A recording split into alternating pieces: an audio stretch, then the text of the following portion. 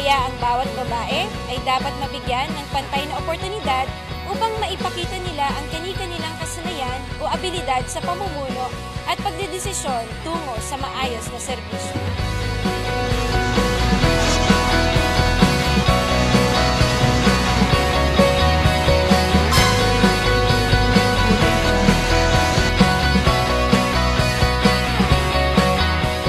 Ako si Marian Pagulayan, Public Relations Assistant ng National Kidney and Transplant Institute.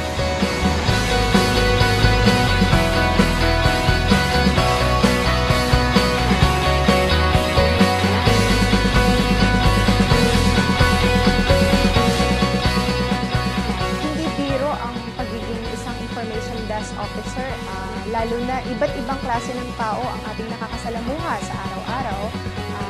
Sa mahabang pasensya na baon mo, ay marunong kang umintindi.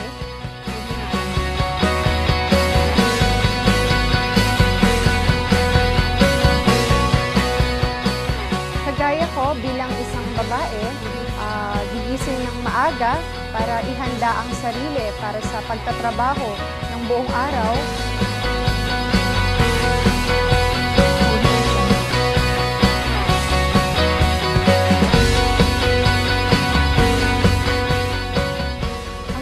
Ko sa kapwa ko kababaihan at magulang na huwag tayong mawalan ng pag-asa na itaguyod ang ating pamilya upang maging mabuting huwaran tayo ng ating lipunan.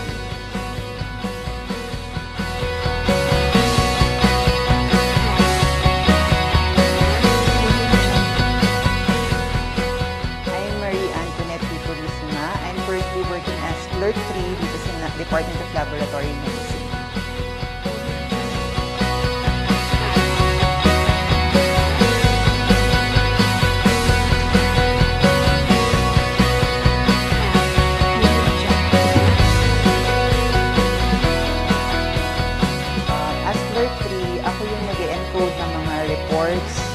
Ginagawa ng Chief Medical Technologist ng Clinical Pathology Division, mga budget reports, mga annual reports, schedule, yung nag-file ng OPs ng mga medtechs, tapos nag-inform sa mga staff if may mga meetings, tumatanggap ng calls, ng inquiries.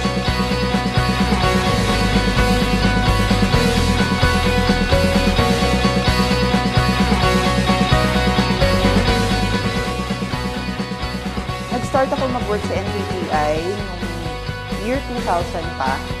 So, mag-15 years na ako dito. Natutunan ko na rin na mahalin yung trabaho ko, kaya nagtagal din ako dito sa trabaho ng 15 years. Kasi importante yung pagmamahal ko sa trabaho mo. Kaya everyday, kahit mahirap kasi nga, diba, may colon cancer ako, undergoing chemotherapy every 2 weeks. So, yun, during that time na wala akong chemo, talagang nakapasok kami.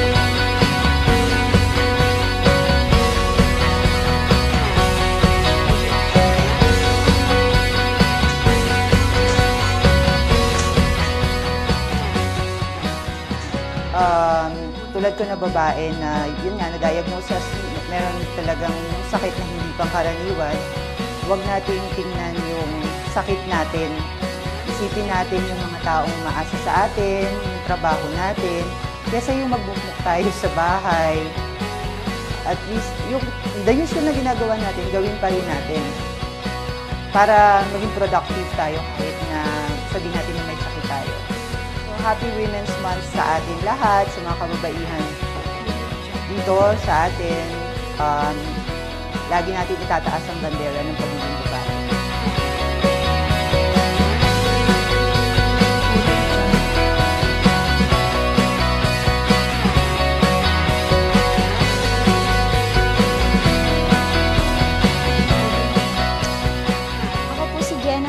Nagtatrabaho po sa National Kidney and Transplant Institute bilang PhilCare. Ang PhilCare po ay yung naglilinis sa room to room at saka sila po yung janitorial dito sa National Kidney.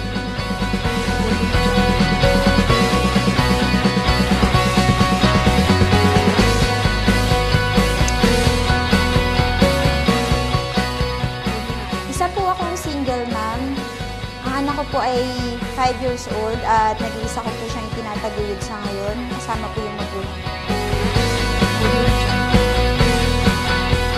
Sa una, akala ko napakahirap. Pero habang tumatagal tapos nakikita ko yung anak ko, napakasaya. Tsaka yung pagkakaroon ng opportunity na maging nanay sa isang napakalaking bagay. Para sa mga kababaihan, hindi lang sa mga single mom, sa may mga pinagdadaanan man, lalo dito sa national kidney, yung iba may mga sakit. Hindi dahilan yun. Marami pa rin. Andyan si God, andyan yung pamilya natin. Hindi niya naman tayo binibigyan ng pagsubok para hindi natin mapagtagumpayan yun. Mas lalo pa niya tayong pinapalakas sa lahat ng mga nangyari sa buhay natin.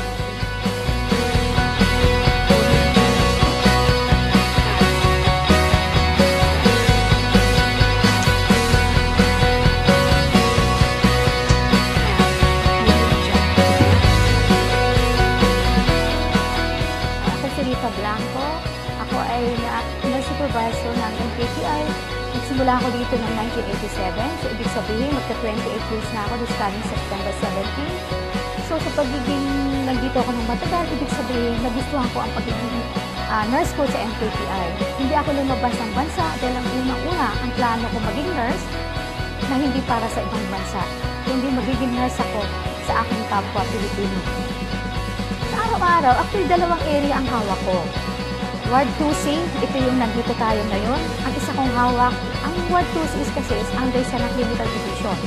Ang isa kong hawak is peritoneal dialysis unit na under siya ng critical division. So, dalawang area ang hinahawakan ko. May pangatlo pa, ang CAPD clinic para sa outpatient services. Then, outpatient services ng peritoneal dialysis patient. So, araw-araw na to, magsisimula ka, papasok. Ang duty ko is 7 to 4. Papasok ako dito ng before 7. Dumarating ako dito ng 6:30 o before 6:30. So, magra-rounds ako sa dalawang area o tatlong area. So, lahat yung ginagawa ko mula pagpasok ko.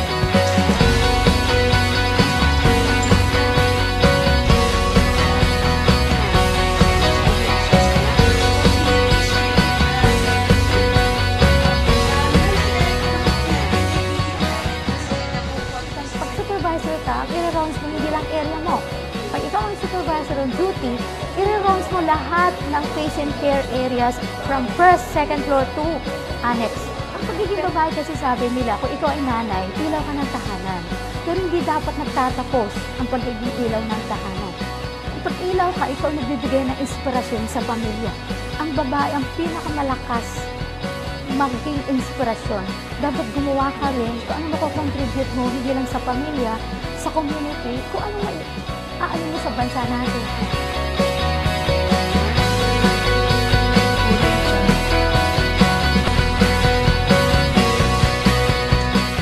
I'm Christina Process Zapanta, vascular cell including ako dito sa NKTI. Daily, nag-rounds ako, and then afterwards mag-OR, minsan na maakit ako ng IVAS to be sa side sa Leyland States.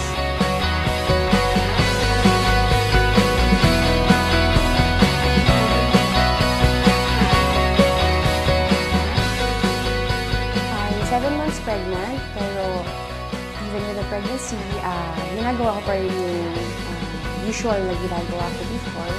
So, yun pa rin, the usual rounds, birthing pa rin sa OR, nag-assist, ginagawa ng OR, and then gumagawa ng ultrasound sa IVAS. Siyempre, unlike before, na even yung simple walking lang ay madali, mas effort siya ngayon, pero since I'm on the training, I need to do yung usual activities na ginagawa ng isang fellow. Wala namang nabawas, although medyo linyat naman yung department sa pace ko. Sa mga babaeng under training gaya ko, especially na surgery pa, medyo mahirap to start with. Hindi po hadlang ang pagiging babae and yung possibility na magiging buntis kasi nagagawa mo pa rin naman yung mga activities na kaya mong gawin. Although, syempre, may konting hirap pero kayang-kaya.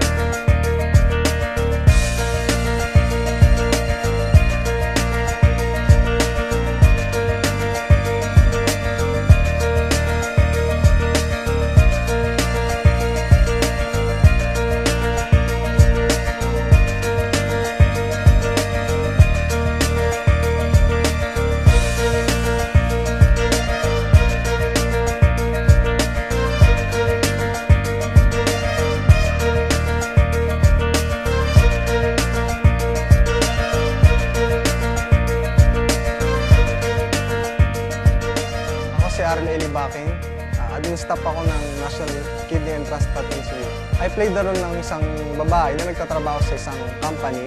Base sa aking karanasan bilang pagganap ng isang role ng babae, hindi pala siya basta-basta.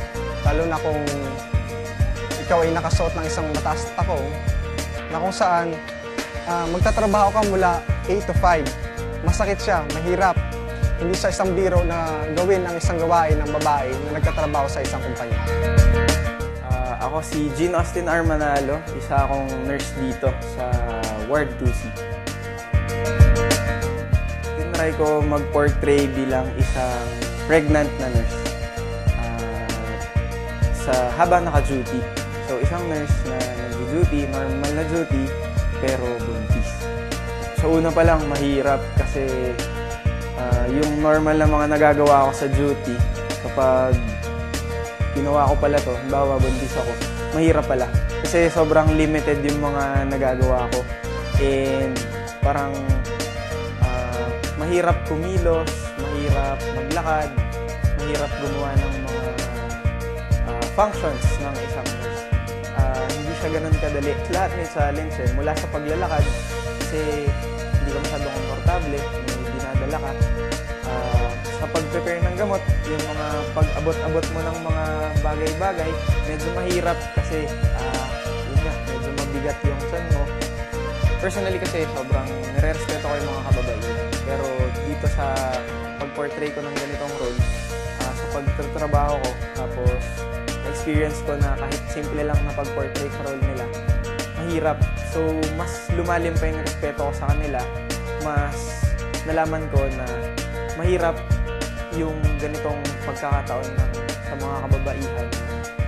Nagtatrabaho sila, ginagawa nila yung mga normal na gawain ng isang tao, pero may dinadala sila. So, sobrang laki ng respeto ko sa kanila dahil nagagawa nila ng maayos yung trabaho nila sa kabila ng pagdadalang tao nila.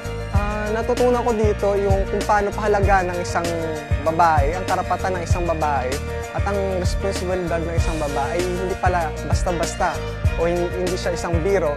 Saludo ako sa mga kababaihan na ginagawa ang kanilang responsibilidad sa kanilang trabaho.